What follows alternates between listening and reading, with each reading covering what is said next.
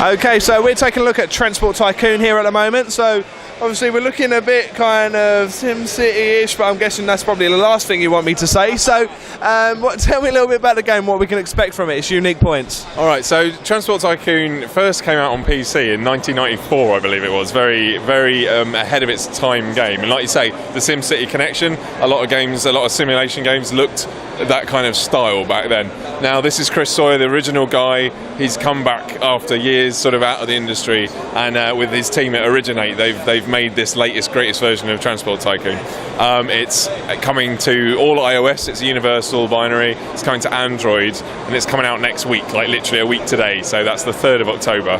And essentially, it is the most complex, most deep, strategic simulation of a business that you could probably get while still being fun, if that makes sense. So you basically build up an empire based entirely around, funnily enough, transport. So you start out with buses and you move up to trains and planes and boats, and you build up the infrastructure of the world as well as your empire. So as you connect towns and transport goods and people, they start to grow, and the simulation covers how they grow, and so you can kind of influence, like what industries flourish and what die.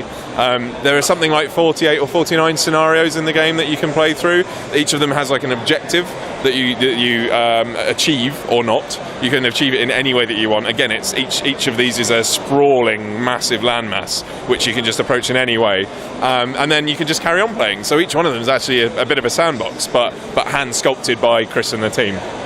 And the other thing to remember, the really, really cool thing, is that this game starts you in 1925 and ends up in something like 2020 on a tech tree kind of progression. So you start out with these rubbish little buses that sort of putter along these roads and collapse, and then you upgrade to these amazing, Concorde flights across the sea and all this kind of thing. So I mean, it covers a lot. And then the tech might stop at 2020, but you can just carry on playing for as long as your company makes money.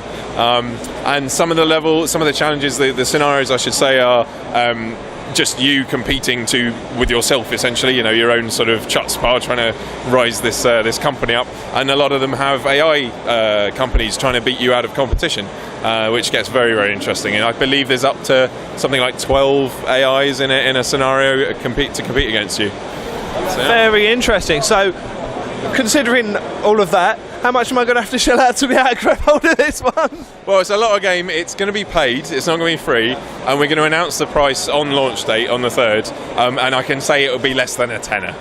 So if you look at comparable games on particularly on iOS, like Championship Manager, The Sims, we're sort of aiming around there. I think, it's sort of anywhere around that sort of mark. So I mean, we're thinking under a tenner probably for this. So yeah, cool, no good. excuse. Yeah, that's it.